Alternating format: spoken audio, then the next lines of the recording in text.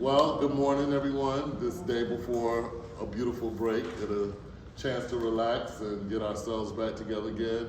I'm Mr. Hudson, as you all know. I'm Jessica Herron, the program administrator. Alfonso Champion, assistant principal, one of them. And so Ms. Portia is at the other building running it today. And so as we think about specialists and what they do, they're, to me, the whole reason why children come to school. I mean, they like, when you ask a kid what's their favorite subject, 9 times out of 10, you're gonna get one of these people. You're gonna get art, music, PE, and then the other 10th, the 10th answer is Lunch? recess or lunch. Yeah. So these are the ones that every day, your art, music, Spanish. Who else do we have? Art, music, Spanish, counseling, SEL, media specialists. They come and see them. The schedule works for different grades at different times, but they have an hour a day, 4 days a week, and 1 day a week they have an hour and a half of specials where they'll have a split special. They'll go to one for about approximately 45 minutes, taking out travel time, and then they switch and go to the other one for 45 minutes. So that's really all that I had for today. They're going to take over and talk about their different contents. And so we will start off with, oh, that was our welcome, sorry. There we don't go. And then, It looks like it's art. Art, come on up. Hello, I'm Stacy Samler. I teach art at the Intermediate campus, and so I kind of go off of what Ms. Rosen teaches the primary students. We switch up media, so I have sometimes we do drawings, paintings, clay. We rotate those. I introduce them to the master artists like Van Gogh, Picasso. And also we do some cross-curricular things sometimes. I work with other teachers that are having trouble teaching things in their class, like kids aren't getting it, and so I'll do a project to help them with that. Cool. Okay. Do you have an example of that, Ms. Sandler? Do I have an example of? Of when y'all help a teacher? Oh, I didn't bring any examples with me, but I can explain it to you. Recently I had, we also, so this is how we plan our curriculum, these things. We also teach them about safety. The most recent thing that I did was the 3rd and 5th grade teachers came to me and asked about fractions. They were having trouble teaching that, so I did a project on Mondrian, who does squares and primary colors, and we divided up their papers in sections so that they could figure out what the fractions were. And I had them do different size things so they could figure out the fractions, and then we reduced them. So I think it was successful. Anybody have any other questions?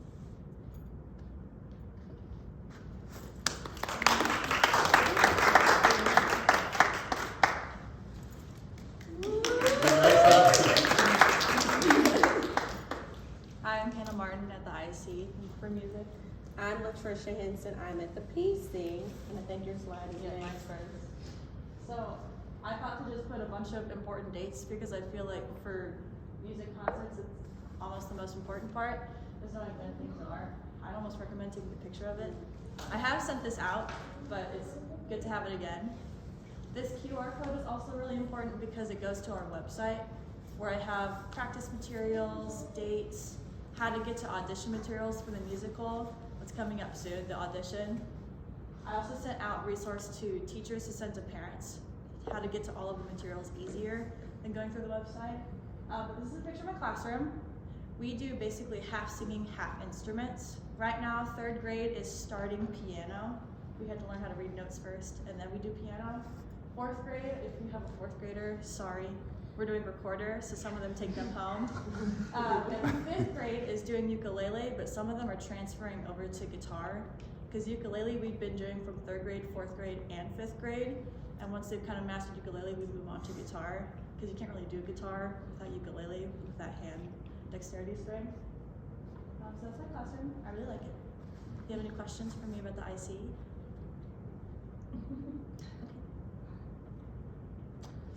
Okay, I am Ms. Henson. I'm here at the primary campus, and we do have a winter. Yes. We have viewers. Hello. I hope I have 1,000. We have our primary program, which is annual, and it will be December 10th through the 13th. The dates have been sent out. Ms. Frederick has also said she will post that information on the news show. And we even had a promo that was done on the news show by one of our first grade class, my attempt at a promo, but that was fun. And this year we will have IB themes used throughout the programs for the winter, as well as our March program that I'm planning. And we have 23 homerooms here, and everyone is invited to participate. We have also, as the schedule was stated, we do try our best to accommodate those students during that time. At the primary campus, we are involved with, as far as singing, learning stage etiquette. Also, we are involved with them playing instruments as well. And when I first came here, the first introduction was told to me, make them love music. And so I know that has been done because I see the fruits of my labor of those that are at the IC campus as well. So very proud to see both programs continuing and building it up where we have longevity. So we've been through a lot I've been here since COVID, so we've been rebuilding, and now we have how many members in chorus? We have about 50, and just a testament that we had 110 audition. Right, so their love of music is very much so evident. Some of the things that I've been able to do since being here, and even before, students are attending statewide elementary honor chorus. That is intermediate students, but my PC students, I have invited some of them to audition for the Atlanta Youth Singers. So if you have students that are interested, that is an open audition. Sebastian, who's now in 4th grade, I believe, he auditioned when he was here. And I did send it out to others. So I felt like others could have done it, but we also have to get over stage fright. So these are things we learn and what we work on. Also, another student, Addison Jones, was able to place in the Coast to Coast Poetry Contest, and she did place first place. And so when there are opportunities for students, I do my best to make sure they're available, and for those that are interested. So I am a proponent, and I know Ms. Martin is. A lot of our students here take privately, so I encourage that when we do our winter shows, I want to hear you play your music. If you're taking dance, I want to see you dance. For those that are, well, you know as well, those that are in musical theater, we want to see this. So however we can encourage them in the arts, that is something that I love doing. And I'm a proponent of that. So even for our winter show this year, you will see a lot of different things and hear a lot of different music because the students did have student choice. Attending a recent professional development, I was able to create a song through AI for IB. So that would be a premiere of one of the songs, and Dr. Lamar really appreciated the song because it incorporated all the principles of IB. So we're gonna see, the students love it. And I was proud of that because they will tell me what they like and what they don't like. So the fact they liked it, I was like, they said, this is a really cool song. So I'm excited for that. And for us just to continue to have them grow in music. With the new technology coming, I think it's gonna be more evident for us to even incorporate that more. They do have access to Chromebooks, but it is so much more that expanding for them to do in music. And I'm so glad that we have 2 programs that can work together and build them up. And I love seeing the growth of how both of the programs are expanding, and with our students, how they're able to express themselves. So again, I think if you don't know, please share with me at latricia.henson@apsk12.org.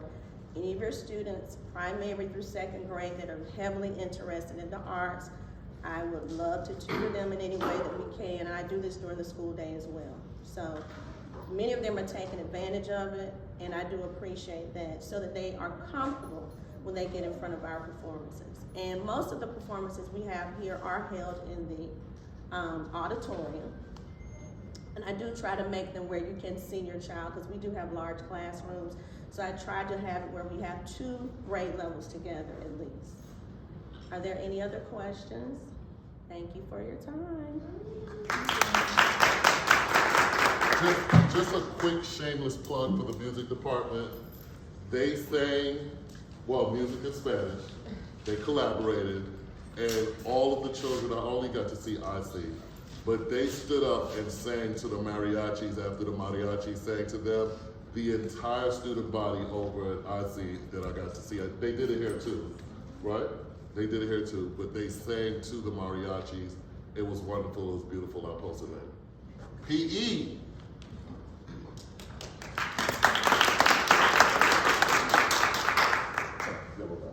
Good morning.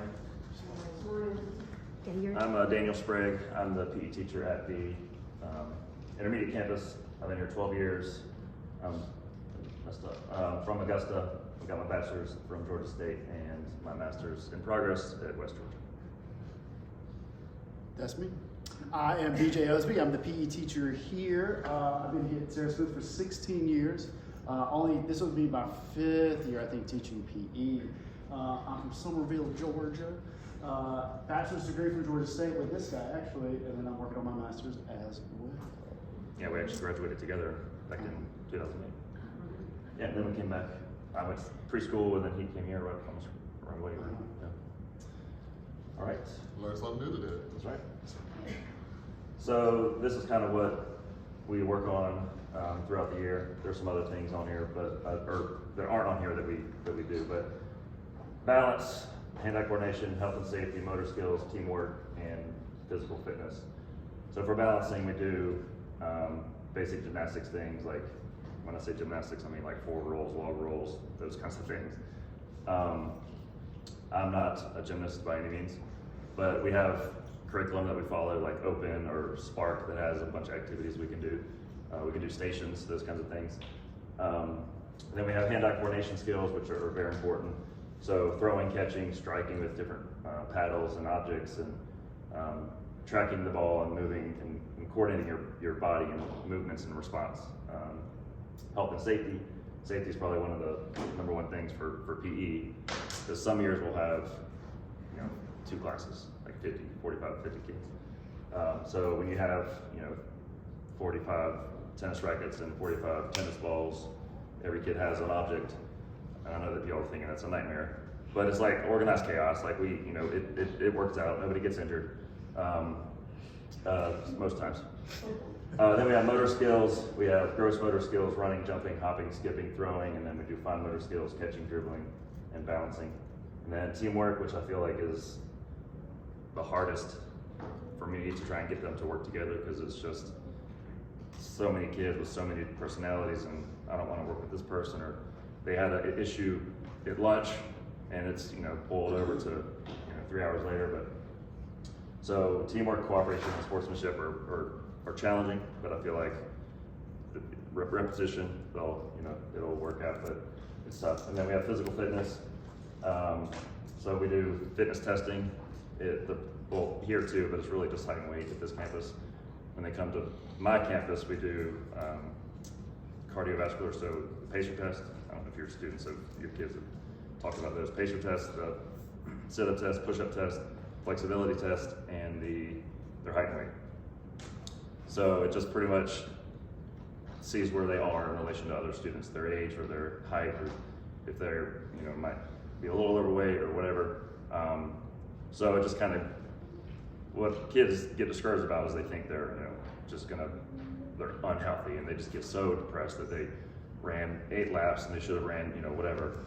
So fitness testing is challenging for me, because when I see kids get upset that they did 3 push-ups when they want to, so it's hard, but push-ups are hard. So it's just things they have to practice. So I try to make fitness fun. We do cardio all the time. So the pacer test is actually probably their favorite test, because they love the running.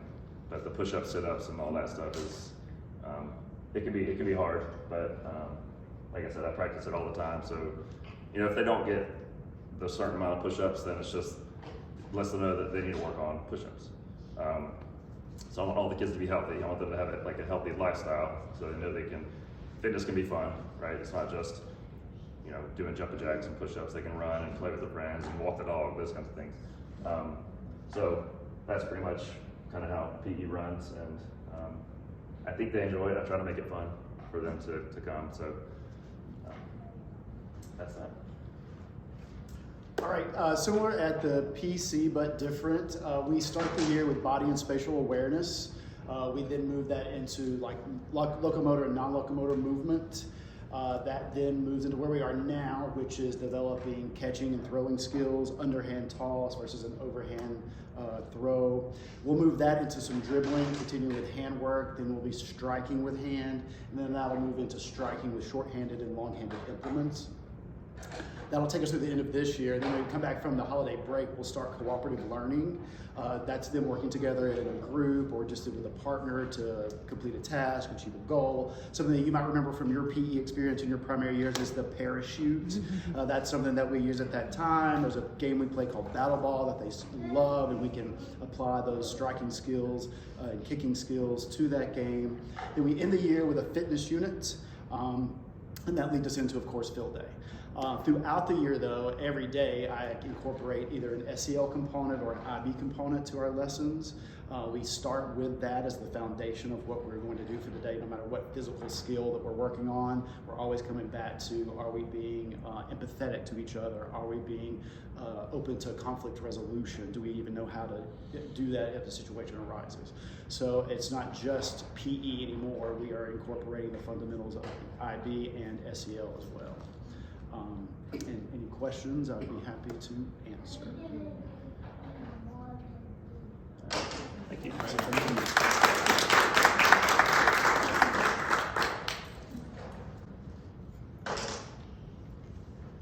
Good morning, I'm Carla Lewis, the school counselor. I'm primarily at the intermediate campus. I cover 3 different domains for school counseling: academic development,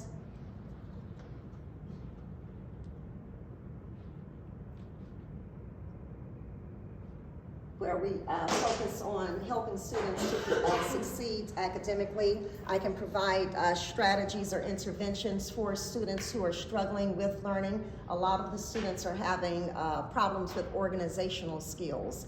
And so that's one of the big things that we talk about. We do goal setting.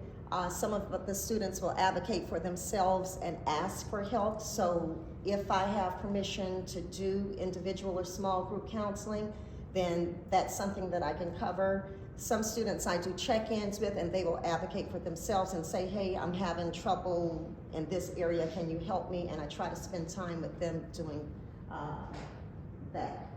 I also support our tutorial program. Currently I'm working with a 4th grade teacher and a 3rd grade teacher on Wednesday afternoons when I'm here. And I can also collaborate with teachers. I do collaborate with teachers to monitor student progress.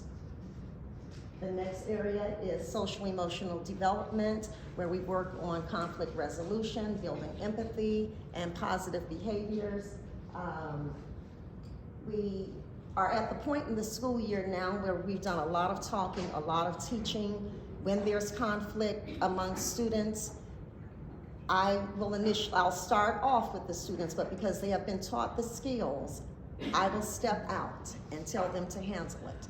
And they usually work it out. If I get an email or something from one of the administrators saying, hey, I need you to talk to this student and that student, most of the time, by the time I have pulled them, they've already resolved it, and I'm just going back to reinforce the appropriate behaviors. And then, of course, career development, we will do more of that. Social emotional learning will take place all year long. When we come back from Thanksgiving break, we'll get into the career development, where students will begin exploring concepts about different careers, things that they're interested in, the importance of goal setting. Hopefully we will have a career day at both campuses. We had one short meeting with Mr. Hudson already. We're working on a date, and we will be looking for volunteers to help with that. And I'm thinking it's going to be around the beginning of March, because that's, I think it's career and readiness week. So,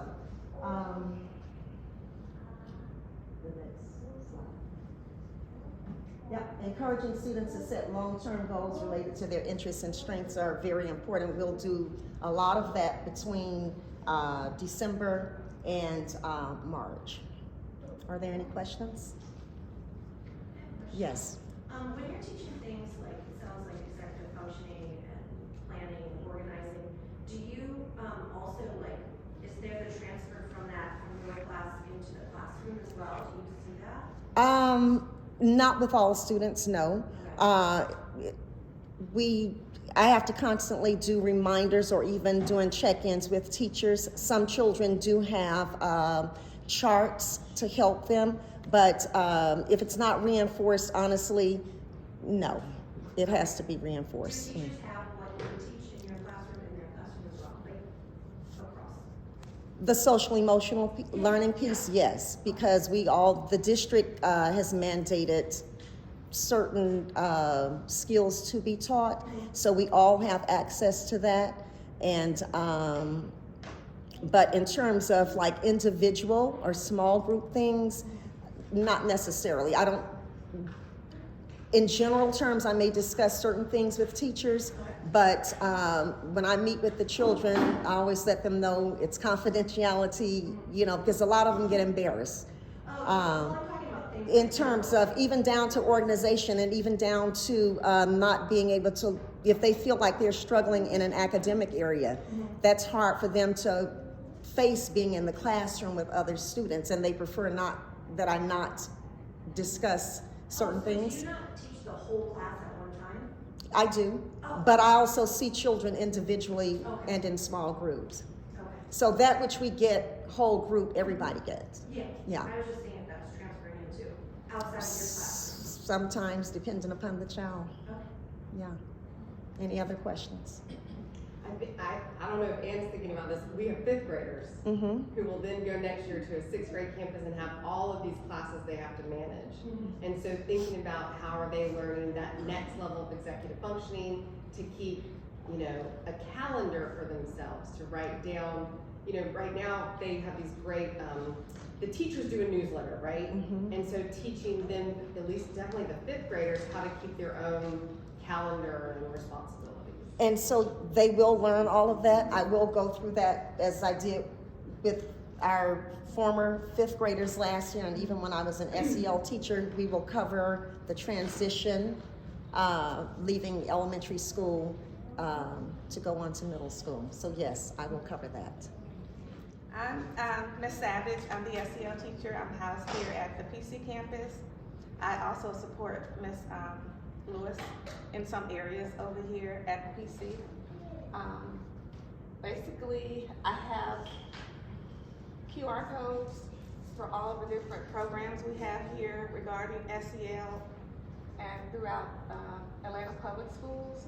So if you want more information about social emotional learning within the whole district, you can scan this QR code. SEL basically just supports students with life skills. We learn how to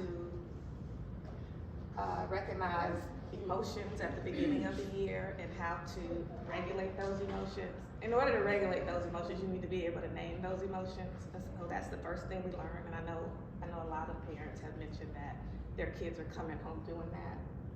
And then with self-management, just managing those strong emotions, learning how to learn or use strategies to regulate and